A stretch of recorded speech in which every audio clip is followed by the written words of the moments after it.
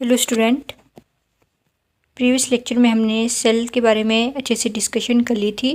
आज हम बात करेंगे इंट्रासेलुलर ऑर्गेनेल्स एंड उसके जो फंक्शन है उनके बारे में। तो इसमें फर्स्ट वन जो आपके पास है वो रहता है न्यूक्लियस। ठीक है, तो न्यूक्लियस आपके पास एक सेंटर होता है। मोस्ट ऑफ दी जो आपके पास सेल होते हैं, सेल के जो बीच का सेंटर है उसको न्यूक्लियस कहते हैं। इसीलिए जो सेल में जो न्यूक्लियस है उसको हम डायरेक्टर ऑफ द सेल्स भी कहते हैं। क्यों? क्योंकि एक मोस्ट इंपॉर्टेंट पार्ट है सेल का जो आपके पास डायरेक्ट करता है सेल को या फिर कंट्रोल करता है उसके जो सेलुलर फंक्शन है उसको, इसीलिए इसे डायरेक्टर ऑफ सेल भी कहा जाता है। राइट, तो हम समझते हैं कि न्यूक्लियस क्या है। न्यूक्लियस आपके पास कंटेन करता है मल्टीपल न्यूक्लियाई। कुछ कुछ सेल आपके पास ऐसे होंगे जो मल्टीपल न्यूक्लियाई को कंटेन करेंगे, जैसे कि आपके पास स्केलेटन मसल हो गया। ठीक है, और कुछ है जो बिल्कुल भी आपके पास न्यूक्लियाई को कंटेन नहीं करेंगे, जैसे RBC. Right, nucleus is the largest membrane bond organelle. तो ये क्या आपके पास लार्जेस्ट मेम्ब्रेन बॉन्ड ऑर्गेनली है जो रिस्पॉन्सिबल होता है for storing and transmitting genetic information. Nucleus क्या करा है, स्टोर करा है और ट्रांसमिट करा है जेनेटिक इन्फॉर्मेशन को, इसीलिए डायरेक्टर ऑफ सेल भी इसको हम कहते हैं। It is surrounded by a selective nuclear envelope. तो किसके द्वारा सराउंड होता है? न्यूक्लियर एनवलप के द्वारा। And the nuclear envelope is composed of two membrane. जो न्यूक्लियर एनवलप है वो दो मेम्ब्रेन से बनी होती है। Okay, inside the nucleus it is a filamentous region called the nucleus. This serves as a site where the RNA and protein component of ribosomes are assembled. तो जो आपके पास न्यूक्लियस है, ठीक है, वो क्या कर रहा है, एक साइट प्रोवाइड कर रहा है जिसमें आपके पास आरएनए एंड प्रोटीन के जो कंपोनेंट है वहाँ पे जो राइबोसोम है वो असेंबल्ड हो रहे हैं उस न्यूक्लियस में।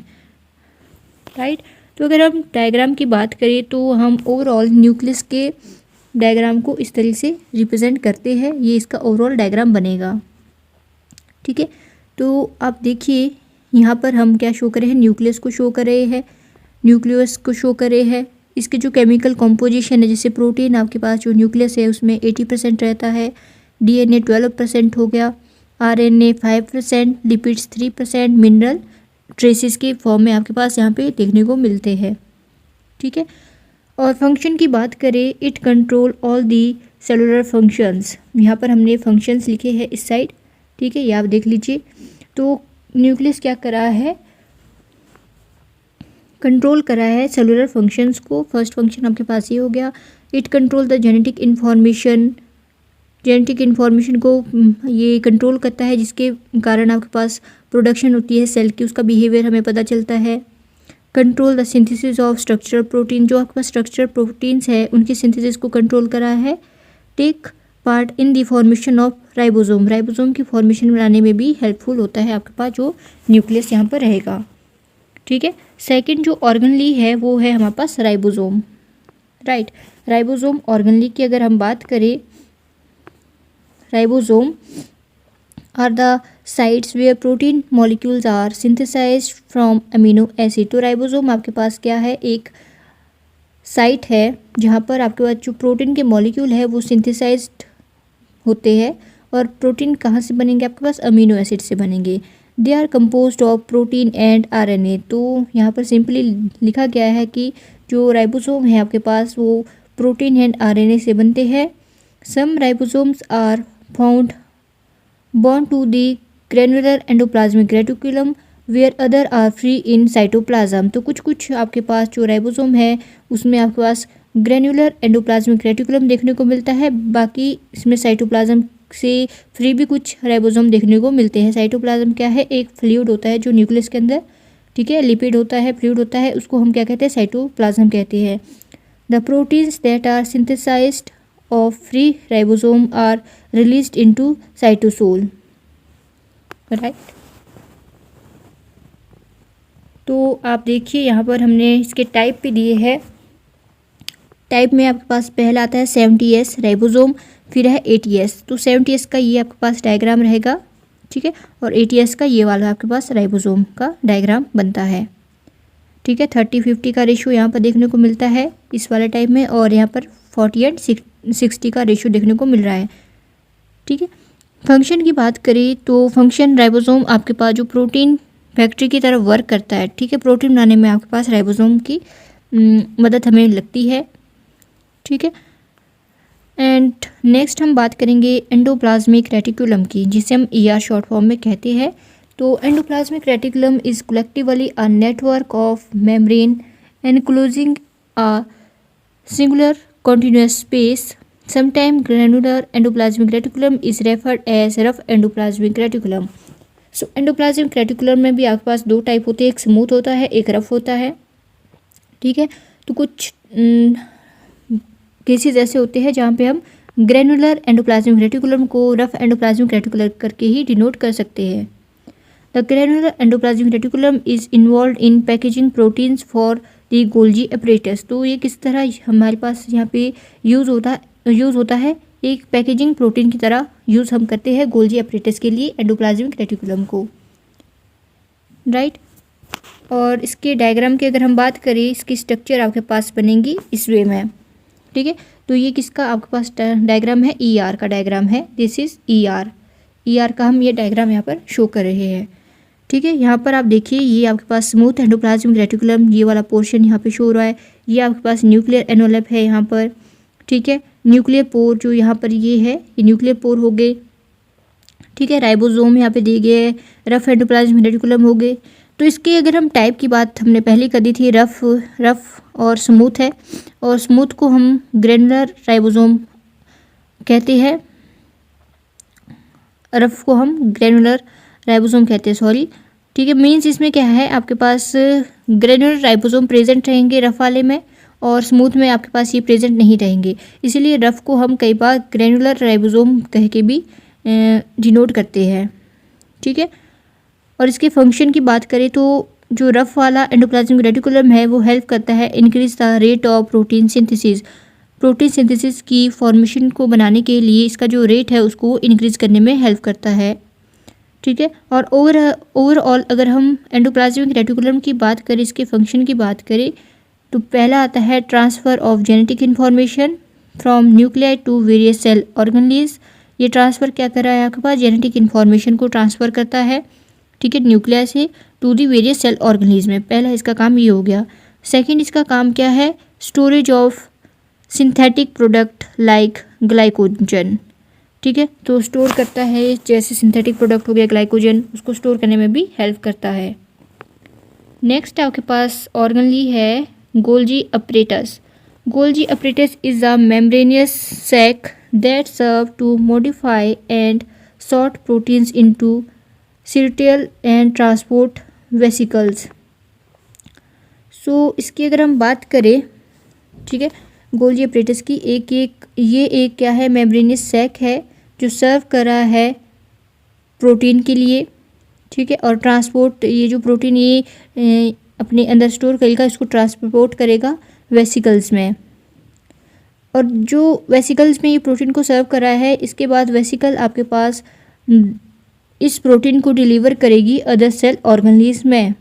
ठीक है, और गोल्जी अपरेटस का डायग्राम आप यहाँ पे देख लीजिए। यहाँ पर हम ये गोल्जी अपरेटस का डायग्राम इस तरीके से शो करते हैं। इसके कुछ आपके पास इम्पॉर्टेंट फंक्शंस है, वो क्या है, helps in formation of hormone की फॉर्मेशन में गोल्जी अपरेटस आपके पास यूज़ होते हैं।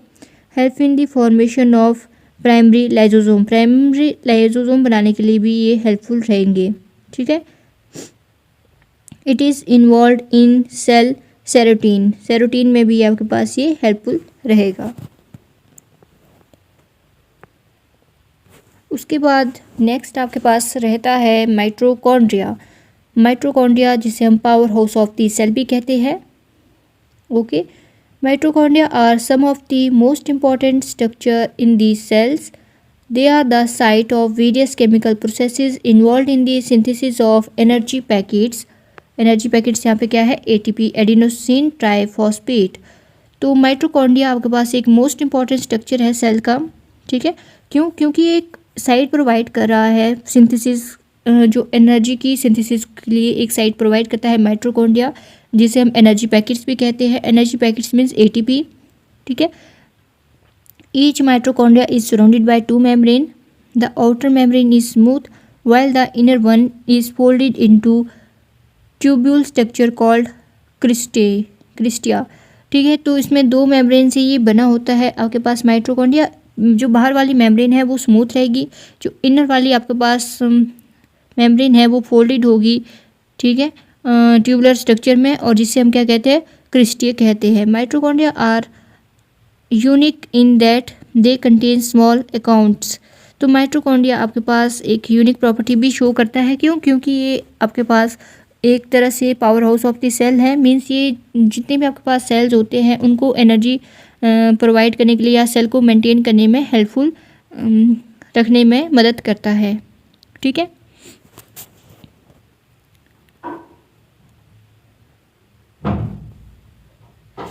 जिनके पास आपके पास डीएनए ज़्यादा होगा, ठीक है, उसकी जो एक्टिविटी है माइटोकॉन्ड्रिया की वो ग्रेटर हो जाएगी। जिसके पास आपके पास कम एक्टिव डीएनए है उसके पास जो एनर्जी प्रोड्यूसिंग कैपेसिटी है वो कम रहेगी।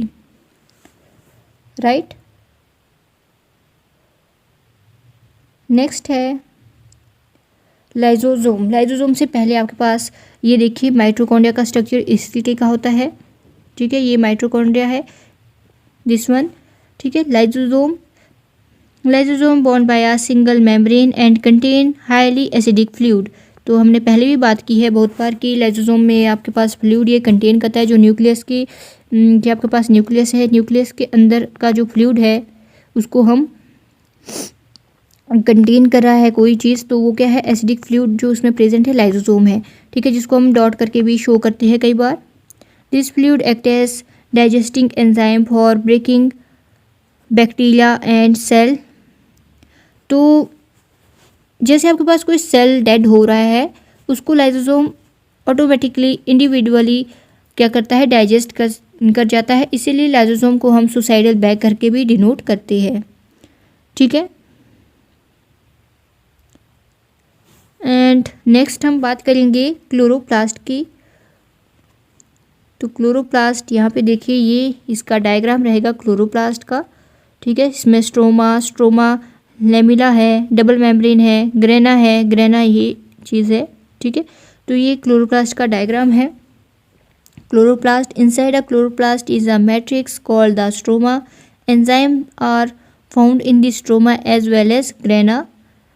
It is within the thylakoid that photosynthesis takes place. तो ग्रेना जो हमने बात की, जो ये आपके पास यहाँ पे देखिए, ये जो ग्रेना है, ठीक है, ग्रेना को हम थैलेकोइड्स कहते हैं। थैलेकोइड्स आपके पास एक ऐसी रीजन है जहाँ पर फोटोसिंथेसिस का जो प्रोसेस है वो अगर होता है। ठीक है, क्लोरोप्लास्ट से आपके पास, आपको पता है, प्रकाश संश्लेषण की प्रक्रिया होती है जिसे हम फोटोसिंथेसिस कहते हैं। तो फोटोसिंथेसिस अगर वहाँ पर हो रही है तो कहाँ से होती है, वो थैलेकोइड से। थैलेकोइड्स को हम क्या कहते हैं, ग्रेना कहते हैं। जो आप देखिए ये इस तरीके के जो ये रीजन बन रहे हैं ये, ठीक है, ये जो ये वाला स्ट्रक्चर है, 1 सेकेंड, ठीक है, ये वाला जो स्ट्रक्चर है इसको हम क्या कहते हैं, ग्रेना कहते हैं। राइट, ये ग्रेना है, जो ये रिंग टाइप का ये बन रहे हैं इसको हम ग्रेना कहते हैं। तो ये रिस्पॉन्सिबल होता है फोटोसिंथेसिस के लिए। ठीक है, और एक इम्पॉर्टेंट चीज़ जो माइटोकॉन्ड्रिया है वो कंटेन करता है उसका अपना एक डीएनए, उसके पास खुद का एक डीएनए होता है। राइट, नेक्स्ट आपके पास है कार्बोहाइड्रेट मेटाबॉलिज्म।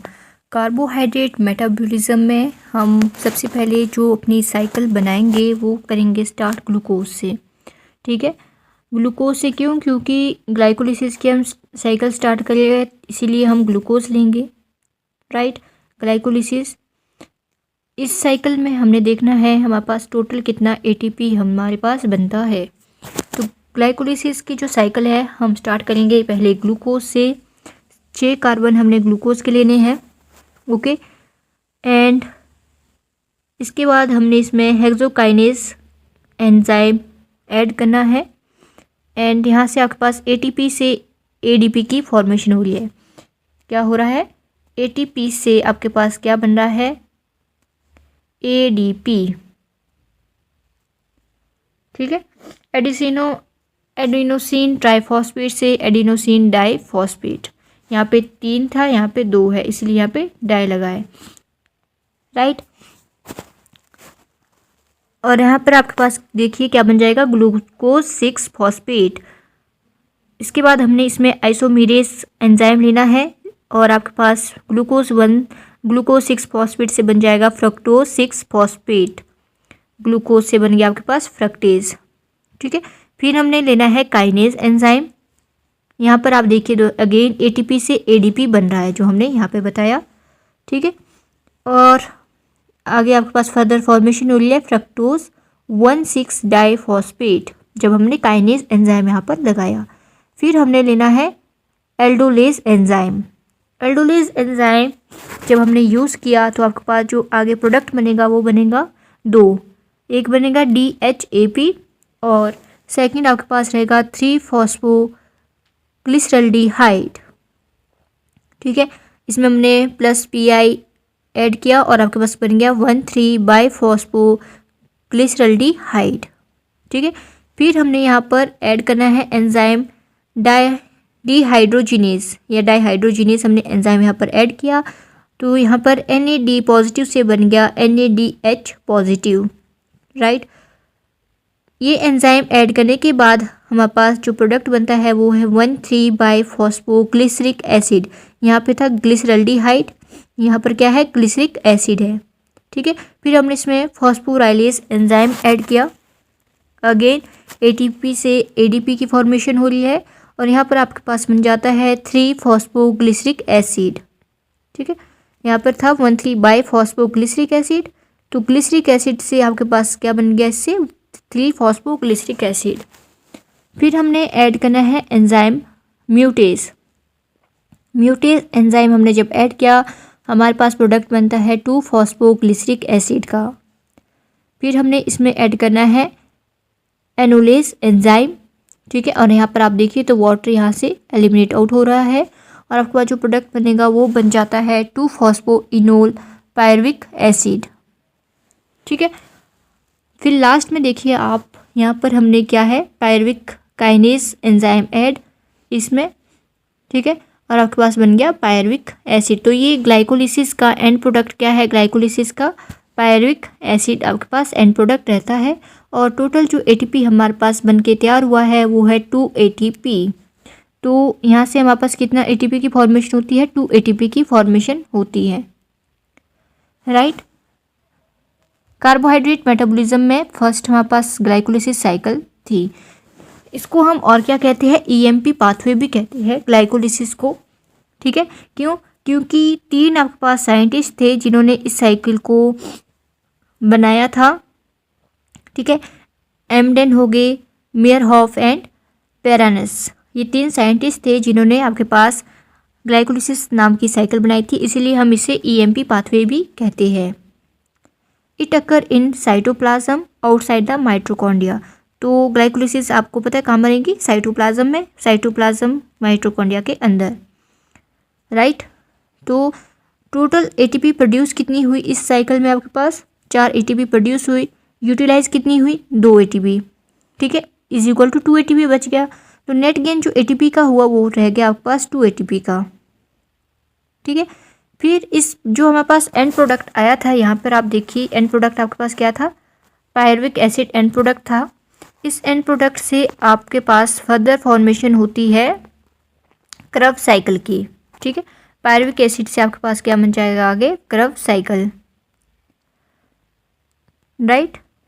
तो आप यहाँ पे देखिए एल्कोहलिक फॉर्मेशन यहाँ पे दी गई है, लैक्टिक एसिड फर्मेंटेशन होगी, alcoholic fermentation, acetic acid fermentation, तो ये सारे प्रोसीजर यहाँ पे दिए गए हैं।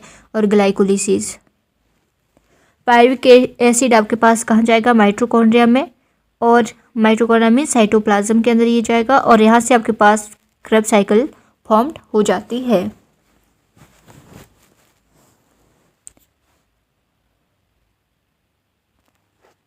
नेक्स्ट है क्रब साइकिल, जिसे हम TCA साइकिल भी कहते हैं। Krebs cycle means TCA cycle, right.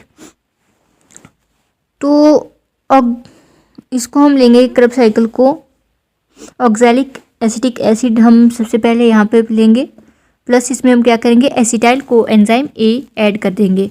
ठीक है, फिर हम क्या करेंगे, सिट्रस सिंथेसिस यहाँ पर अप्लाई करेंगे और आपके पास बन जाएगा सिट्रिक एसिड। इसमें हम एंजाइम लेंगे एक्टिनोनाइट्रेज।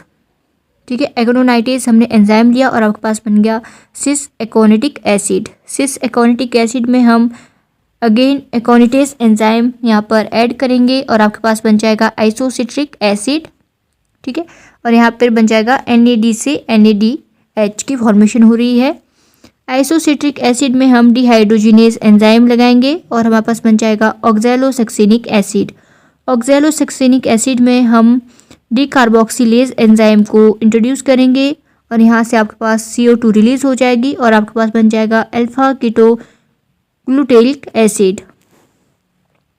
राइट, उसके बाद हमने यहाँ पर क्या करना है, CO2 यहाँ पर अगेन रिलीज हो जाएगी, कोएंजाइम A यहाँ पर लगाना है और डिहाइड्रोजिनेज एंजाइम यहाँ पर इंट्रोड्यूस करना है। तो आपके पास क्या बन जाएगा, सक्सिनाइल कोएंजाइम A।